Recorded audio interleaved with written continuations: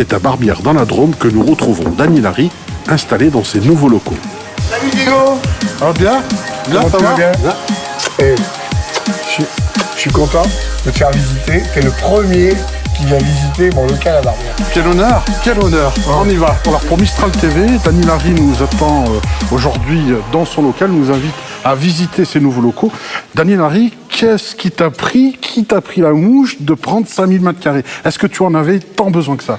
Ah bah oui, parce que j'étais dans un local qui était devenu trop petit, qui faisait que 1600 m². Ah oui, ça fait beaucoup plus là. Et puis à force de construire, il y a un moment où on commence à étouffer.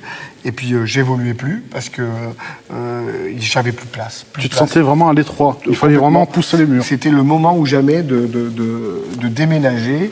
Et maintenant, on se retrouve dans ces locaux qui étaient une ancienne usine à l'origine où ils fabriquaient du tissu. Donc, ça a été une opportunité pour moi parce que une usine qui fabrique des tissus, ils ont des métiers à tisser qui sont très longs et il fallait surtout pas avoir la contrainte des poteaux. Donc à l'époque, ils ont fabriqué cette usine sans aucun poteau. Donc c'est exactement monté comme une salle de spectacle. Voilà. D'accord. Et cette usine qui s'est arrêtée, elle a été rachetée par la CERT et tout ça. C'est une autre usine qui fabriquait des remorques pour l'armée. Et cette usine qui s'est arrêtée, soit il la revendait, mais je ne vois pas qui était intéressé dans un petit village d'acheter des si grands locaux, ou soit c'était voué à la destruction et puis construction immobilière dessus. Voilà. Donc ça a été une opportunité pour moi et je pense que ce bâtiment, ça fait 20 ans qu'il m'attend. Voilà. Alors, 20 ans qui t'attend et puis surtout... Parce que c'est en proximité de Romans, voilà. C'est une immense salle, il y a des ateliers en bas, il y a des beaux bureaux en haut, il y a de l'accueil. Et à l'origine, moi, je voulais juste déménager pour travailler correctement. D'accord. Mais au fur et à mesure que les travaux et l'envie a évolué, de cette scène qui était une scène de répétition, ça va devenir une vraie scène de spectacle. Ça va être ton zénith à toi, exactement. Comme tu le disais tout à l'heure. Et donc, peut-être après un délai de, je sais pas, 2 ans, 3 ans, je sais pas le temps qu'il faudra, moyennant aussi les finances et les travaux qu'il faudra faire, mais je voudrais passer cette salle en ce qu'on appelle ERP, établissement recevant du public, donc avec tout ce qui en découle, c'est-à-dire les sorties de secours, les accès handicapés, toute la sécurité nécessaire pour recevoir. Et après, on va faire une grande salle de spectacle qui n'existe pas dans la région, hein, pour accueillir beaucoup de spectateurs et surtout faire des spectacles toujours à caractère magique. D'accord. Voilà. D'accord. Tu restes dans ce domaine-là, voilà, sauf que c'est à domicile. Je veux inviter des magiciens à présenter leur spectacle. Oui. J'ai envie de faire un lieu magique unique en France. Alors il y en a un autre qui existe, qui s'appelle la Maison de la Magie à Blois, où il y a une petite salle. Et cette salle, elle contient que 100 places. C'est à l'intérieur d'un musée. Là, je voudrais faire un moitié musée, moitié magie, moitié musée, moitié salle de spectacle, mais surtout pour accueillir plus de 1000 personnes. Voilà. D'accord. Donc j'ai plein de confrères qui font des spectacles et eux vont pouvoir se produire ici dans cette salle et puis fidéliser le public, je dis bien français, parce que mon expérience avec Kervillers en Alsace, où je travaillais avec M. Meyer, où il avait exactement le même concept, c'est-à-dire une salle très grande dans un tout petit village, il a prouvé au monde entier que c'était possible, que quand on avait quelque chose d'extraordinaire, le public se déplace pour venir voir. Et surtout que c'est récurrent, parce que tu en feras souvent. Alors je vais commencer, quand ça sera ouvert, je vais commencer par faire un spectacle, le mien, par mois. Un spectacle par mois. Si ça va mieux, on en fera peut-être 2 par mois, mais je ferai le grand show, c'est-à-dire le même show que j'ai fait au Palais des Sports à Paris ou dans Tournai en Zénith, c'est-à-dire que dans un petit village, ils auront un show extraordinaire de grande envergure sur cette grande scène. Donc, et puis après, un vrai festival de la magie en jumelage avec Bourg-de-Péage, où je vais faire venir les plus grands magiciens du monde, parce que je suis copain évidemment avec tous les magiciens du monde, et que ça soit Hans Klok, Joe Labero, tous les grands magiciens du monde vont pouvoir se produire ici, et on aura la chance d'avoir par exemple le show de Hans Klok qui lui travaille en Hollande et à Las Vegas. Et ben, il fera peut-être 2-3 jours chez moi. Voilà, par amitié, et pour le public français, et donc ça se fera connaître de la France entière, et je pense que les gens viendront uniquement pour voir. Oui, avec un super programme comme ça, oui, forcément. Donc il faudra un petit peu de temps, que ça se mette en œuvre, tout ça, mais ce rêve va devenir réalité. En tout cas, c'est bien parti. Donc t'en rêvais depuis pas mal de temps, Voilà, ça d'avoir bougeait ma dans salle ta de tête. spectacle. J'avais pensé longtemps à la construire, mais ça a coûté très cher. Et aujourd'hui, ben voilà. Et puis, j'avais tout ça. Car regarde autour de nous, j'avais tous ces affiches, ces collections, ces choses. On aurait dit qu'il me manquait le lieu pour montrer ça. Oui. Voilà. Ouais. Et aujourd'hui, Donc tu constitues une sorte de musée aussi. j'ai de ta accumulé magie. en 40 ans, j'ai accumulé 40 ans de carrière. 40 ans de carrière, j'ai accumulé plus de 400 grandes illusions et matériel. J'en ai vendu beaucoup. Il m'en reste encore. Et je vais pouvoir montrer tous ces accessoires. L'ascenseur qui est caché là-bas derrière, c'est l'ascenseur qui a été fait pour Johnny Hallyday au Stade de France. Là-bas, Donc chaque élément a une histoire particulière. Ah oui. Parce que ça a été du sur-mesure. Ce carrosse, il a été fait à la demande d'une finale de rugby pour faire apparaître un cheval au Stade de France. Alors justement, Ce carrosse a été au Stade de France. alors je me permets de t'interrompre, Daniela, parce que de ce que je sais moi, c'est que tu es un des très rares magiciens au monde à fabriquer toi-même tes tours de magie. Alors, à les D'accord, inventer, les construire les concevoir de A à Z. et de jouer. Et de les jouer. Je suis auteur, compositeur et Et interprète. interprète. On Je peut dire suis ça. le Jean-Jacques Goldman de la magie. Oui, Voilà. mais pourquoi c'est si rare? Génération Dany Larry. Comment tu expliques Comme ça? Génération Goldman. Comment tu Faut que je expliques rencontre ça ce Goldman d'ailleurs. Ah ouais, pourquoi pas. Oui, maintenant il va être un peu plus libre, Voilà. puisqu'il a laissé tomber aujourd'hui les enfoirés. Les enfoirés, voilà. voilà. Il va avoir plus de temps à te consacrer. Peut-être qu'il viendra aussi ici te faire un petit clin d'œil dans ta salle. Bien sûr. C'est peut-être Voilà. envisageable. Alors, pour revenir à ma question, comment tu expliques que ce soit une spécificité? Pourquoi tous les magiciens ou illusionnistes ne fabriquent pas, n'inventent pas leur propre tour? Qu'est-ce qui se passe? Ah mais c'est pas obligatoire. Hein. Je vais prendre un cas très précis. Johnny Hallyday, qui reste notre chanteur français numéro 1, le plus grand, celui qui a une belle carrière et tout ça. Bon, il y en a d'autres, mais il fait quand même partie des plus grands. Je crois qu'il a écrit qu'une chanson dans sa vie. Ah, ouais. Voilà. Donc on a écrit pour lui, mais par contre c'est un très grand interprète. Oui. David Copperfield, c'est un très grand interprète, c'est un grand illusionniste, l'un des plus grands au monde. Il exécute des tours que d'autres magiciens inventent pour lui. C'est pas forcément compatible ou incompatible d'être créateur et en même temps illusionniste. Alors il y a beaucoup de chanteurs qui chantent des chansons qui sont pas de eux, mais qui sont très bien.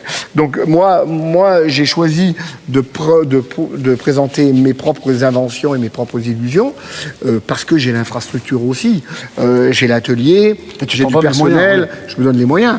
Et puis en plus, je voulais pas du tout des tours qui ressemblaient à mes confrères. Donc la meilleure façon, c'était d'inventer ses propres tours avec son propre univers. Et voilà, j'adore l'univers gothique, j'adore l'univers baroque. Donc j'ai fait des spectacles gothiques, baroques. Puis maintenant, j'adore l'univers steampunk, Jules Verne, tout Avec ce qui est... l'intro de Temporis. Voilà, que tu as fait, avec le oui, nouveau qui a spectacle. très bien marché. En plus. Donc voilà, c'est un peu pour ça que je construis moi-même mes illusions. Parce que si j'avais arrêté, tout ce matériel, il serait parti où? Chez mes confrères, à droite, à gauche. Donc là, au moins, tout est réuni. Mon fils prendra la succession, parce que Albert a 25 ans. Moi, un jour ou l'autre, je vais disparaître pour de vrai. Ce jour-là, j'espère le plus tard possible.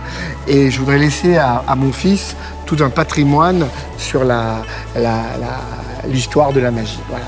Et lui, il continuera dans cette lignée de tradition. Et peut-être qu'il aura un jour un fils qui deviendra aussi magicien. Voilà. La dynastie est lancée.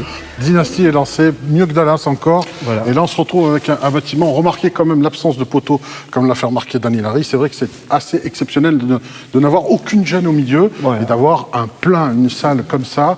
Dis donc, mais même le plus grand cabaret du monde pourrait être réalisé ici. Hein, Ah, mais sans problème. il est 2 fois plus petit, le plus grand cabaret. Ah oui, d'accord. Parce que nous, on n'a pas la vision. Ah non. La salle du plus grand cabaret s'arrête au milieu de la salle, c'est-à-dire ici. Voilà. Ça, et la scène est beaucoup plus petite aussi. D'accord. C'est-à-dire que nous, on travaille dans un studio de 1000 m², là, il y a 2000. Donc, voilà. Le double. Et puis la scène, tu as une scène De 2 zéniths. deux zéniths, carrément. Voilà, comme ça, je peux répéter mes spectacles en conditions réelles de la tournée. Et il y a aussi une chose, c'est que j'en ai vaguement parlé un petit peu à droite et à gauche à mes copains artistes. Et il y a des chanteurs qui souhaiteraient venir répéter ici. Parce qu'un chanteur ou une comédie musicale comme Kamel Wally, la seule possibilité qu'il a de mettre en place un spectacle, c'est de louer un zénith. Oui. Et même un zénith... Dans les conditions réelles. Voilà, et même un zénith dans les conditions de location pas chères, ça reste quand même cher, parce que c'est une salle qui coûte cher. Donc là, mes copains artistes vont pouvoir venir ici et répéter leur spectacle comme en conditions réelles. Et en plus, ils peuvent venir en moins de 2 heures. Il y a le TGV qui est pas loin. Voilà, je vais Donc, les chercher très à la rapide. gare, c'est à 15 minutes, j'ai mis le chronomètre. Ouais. Je suis à 15 minutes de la gare TGV. Voilà. Et en plus de ça, je viens d'apprendre une belle nouveauté. La Drôme est le département le plus visité en été par les touristes. Wow. Donc, ils vont pouvoir, il y a des campings formidables, il y a une région qui est extraordinaire, venir s'installer dans la Drôme, répéter. Dans le calme, la zénitude, la Voilà. nature, proche de l'Ardèche aussi, le verger de France. Ouais. Formidable. Eh ben voilà. Ah ben voilà, ben merci en tout cas. Eh ben Dany merci Larry, à vous avez fait Mistral TV. Ah, ben, rien que le nom déjà, voilà, ça prouve qu'on est bien dans la Drôme. Très bien. Alors maintenant, si je te propose de visiter, tu fais le guide? Oui, allez, on y Allez, va. c'est parti. Voilà. Allez. On y va. Je suis très heureux de t'accueillir dans mes nouveaux locaux à Barbière. Voilà, c'est mon joli petit bureau avec vue sur la mer et la montagne. Voilà. Alors, comme il y a une caméra en face de moi, je salue tous les internautes. Et en même temps, je vais vous faire une visite guidée avant tout le monde parce que pas un seul journaliste ni une caméra est rentré ici. La première, c'est celle de Diego. Alors, hommage bien sûr à l'Arlequin parce que c'était mon premier numéro. J'adore l'art déco. Et nous allons rendre visite. Ah, ça c'est le bureau d'Andéa. Le petit bureau d'Andéa. On va rendre une visite surprise à Monique. Ça c'est le bureau du comptable. Le comptable c'est un con à une table. Et il n'est pas là, il a disparu. Et nous arrivons dans le bureau de Monique improvisé avec les caméras de Gilbert Tagada. C'est bien ça. Voilà. Pendant le bisou, j'en profite pour la montée d'escalier. Alors, cette montée d'escalier est chargée d'histoire. Ça va de mon premier numéro d'Arlequin, en passant par la remise de la baguette magique d'argent par la princesse Stéphanie et Gina Lollobrigida. Ça va de mon regretté copain Christian Fechner, mes grands amis Siegfried et Roy. Voilà. Mon passage au Stade de France sur la scène avec Johnny Hallyday. Et plein d'histoires, de la magie. Voilà. Donc, je suis ravi d'avoir enfin réuni un petit peu tout ça. Et puis d'en faire profiter un petit peu mes amis, les gens que je connais. J'en ai profité pour remettre mon premier matériel. C'est avec ça que j'ai débuté ma carrière. Cette petite charrette et cet arbre. C'était le numéro de Pierrot et Colombine. Plus tard, après, j'ai remplacé la charrette par cette petite table. J'avais un deuxième numéro de manipulation où j'avais cette petite table. Il faut savoir que ce matériel-là, c'est moi qui l'ai fait.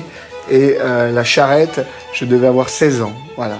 J'ai fabriqué ça à 16 ans. Et c'est toujours là. Ici, ben, ça, ce sont des affiches qui m'ont fait rêver. C'est des affiches des originaux. Des affiches d'époque. Et j'en ai profité pour dans les vieilles malles pour mettre mes anciens costumes. Et voilà le fameux costume d'Arlequin. C'est avec quoi j'ai démarré. Et tout a commencé à cause de cette petite boîte. C'est ma première boîte de magie que j'ai conservée. Voilà. Voilà. Alors on a même une boutique qui est jolie. C'est vrai que tous les amis qui peuvent venir nous voir peuvent venir. Et on a un petit merchandising. Alors, comme on dit, avec tous les objets magiques, dont cette corde fabriquée. Et voilà, les t-shirts, les petits souvenirs, les DVD, les choses comme ça. Tadam! Diego, tu vas découvrir en direct live. Tu n'es même pas venu une seule fois. C'est la première fois que tu vois ça. Et là, waouh! Waouh! Voilà. Alors, cette salle qui est exceptionnelle, la charpente, elle a été faite par les compagnons de France qui sont venus des Vosges spécialement pour faire une charpente comme ça, parce qu'elle a la particularité de faire, le bâtiment fait 35 mètres de large sans aucun poteau. Et à l'époque, c'était une prouesse technique parce qu'il n'y a aucun poteau pour soutenir tout ça. Donc c'est la salle idéale pour l'insolite, parce que j'ai oublié de te dire, Diego, que cette salle a un nom, elle s'appelle l'insolite. Voilà. Pourquoi insolite? Parce que tout ce que je fais est insolite, et pour moi cette salle est insolite, parce qu'il y a des choses incroyables. Donc ça va être une salle mi-salle de spectacle, mi-musée, avec plein de choses. Alors on est en train de l'aménager. Comme vous voyez, ce magnifique carrosse, c'est tout simplement la place du DJ. C'est là où on envoie les lumières et le son. Voilà. Hein, il n'y aura pas un technicien au monde qui sera plus à l'aise que d'envoyer la lumière et le son de mon spectacle Dany Larry, mais dans un carrosse du XVIIIe siècle. Voilà. Et alors, la scène, donc on va aller jusqu'au bout. Tu te rappelles, ma locomotive qui faisait grande, elle est là-bas au fond. Elle fait petite, là. Ah oui. Pour ça, elle fait 10 mètres de long. Et 4,50 mètres de haut. Mais elle fait petite, là. Donc je suis encore en train d'aménager. On n'a pas encore monté tout le matériel. Il y a quelques accessoires qui sont là. Voilà, ça c'est la partie baroque Robert Houdin. C'est ce que je préfère. Elle est chargée d'histoire. Tous les accessoires sont des décors que j'ai fabriqués pour le spectacle, et notamment pour le plus grand cabaret de chez Patrick Sébastien. Voilà. Et alors cette scène, elle a une particularité, c'est que c'est la copie exacte d'une scène de Zénith. C'est pour ça que je dis que c'est mon Zénith à moi. Elle fait 22 mètres de long, 14 mètres de profond, sur une hauteur de 12 mètres. Alors actuellement, malheureusement, on a des poutres qui nous cachent le décor, mais par la magie d'un architecte très doué, on va faire disparaître juste les poutres qui cachent le décor par une autre structure, mais je conserve quand même toute la structure complète. Voilà. Ça, on est à Hollywood in Barbière, et là il y avait une trappe pour mettre l'électricité qu'on a rebouchée. Et là, j'ai eu l'idée d'inaugurer par mes empreintes. Ça fait que quand je serai plus de ce monde, il restera toujours mes mains. Voilà. Un jour, j'ai réalisé que j'avais plus de 3000 costumes. Et donc, il a fallu gérer ces costumes. Là, il n'y a pas tout là encore. Il y en a encore qui sont encore dans les malles. Et répertorier tous les costumes de spectacle et accessoires. Donc ça, c'est l'atelier de Mylène. Moi, j'ai connu Mylène coudre avec des moufles en hiver tellement il faisait froid dans mon local. Maintenant, voilà, ça c'est sa salle de couture. Ça va être merveilleux. Elle aura ses machines ici.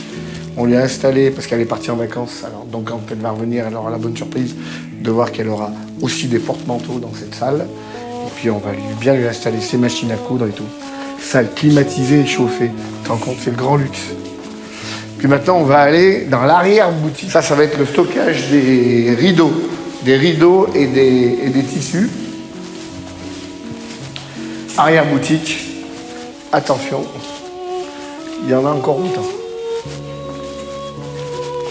Voilà. Là, c'est ce qu'on va appeler le stockage des flycases. Parce que je me suis aperçu aussi que j'avais 400 flycases. Et flycases, c'est des fly avion case. Ça veut dire que c'est des valises qui prennent l'avion. Et c'est pas des petites valises, hein. C'est des grosses valises, des malles. C'est des valises où je peux rentrer dedans allègrement. Hein. Voilà. Ça, c'est l'aquarium de la Malle des Indes dans l'eau. Voilà. Alors, on est encore en train de déballer les choses parce qu'il y a des valises que j'ai pas ouvertes depuis 10 ans. Ah oui, il y a des trucs que je me rappelais même plus que j'avais fait. Parce que moi, je fabrique un numéro, après on fait les valises pour le transporter, puis après je fais un autre numéro, le matériel il reste dans la valise, et puis il reste dans la valise, il reste dans la valise. Mais du coup, ça va te donner l'idée de ressortir des... Exactement, j'ai redécouvert des trucs que je savais même plus. Je disais, ah mais c'est moi qui avais ça? Je savais même plus. Alors de temps en temps, j'en prends une au hasard, allez hop, je dis ça là, on va l'ouvrir, on va voir ce qu'il y a dedans. C'est comme un jeu de construction, voilà. Ça va être la salle qui va être réservée à l'espace traiteur. Alors, au départ, moi je pensais boucher les vitres et il y a un traiteur qui est venu, il m'a dit surtout pas. Aujourd'hui, les gens veulent voir la cuisine, veulent voir les gens habillés en toque et tout ça. Donc non seulement Ils auront une vision directe sur la salle. Pour le moment, c'est caché avec des rideaux. Mais la salle est ici. Voilà, elle est là. Ils auront une vision. Les gens, on pourra voir l'espace traiteur. Alors, regarde. Oh, le coup du Magicos. Alors, attends. Regarde ça. Spectacle, mercredi 26 mars, à la Charrette. Ah, bah oui. Un café-théâtre. Tu vois, au cas où on ne sache pas. Ah oui, oui, oh. Un café-théâtre avec, en première partie, de Claude Révin. C'est qui ce mec? Lui, il a disparu, je suis toujours là. Claude Révin. Oui, mais l'essentiel, c'est qu'il rêve. Voilà. Et ça c'est un carnet que tu as gardé? Ah oui, oui. Que tu as regarde. retrouvé? Et là, donc, à la Charrette, Les antiquités du Magicos. j'ai fait apparition de Colombe à l'écharpe, apparition de Colombe au foulard rouge, apparition de Colombe à la banderole, Apparition de Colombe. Cannes en foulard, boule Excelsior, c'est les manipulations de boules, les 3 anneaux chinois de Richard Ross, les bougies Excelsior, disparition de la colombe à l'étendard, apparition de Colombe au ballon, apparition de deux colombes à la casserole en feu, et on a terminé par les cannes volantes. C'est sur une touche de nostalgie que nous quittons Dany Larry avec une rétrospective de ses premières représentations. 15. Et j'ai démarré la magie le 5 février 1972. Alors, 72, toi qui sais bien compter. 4 ans.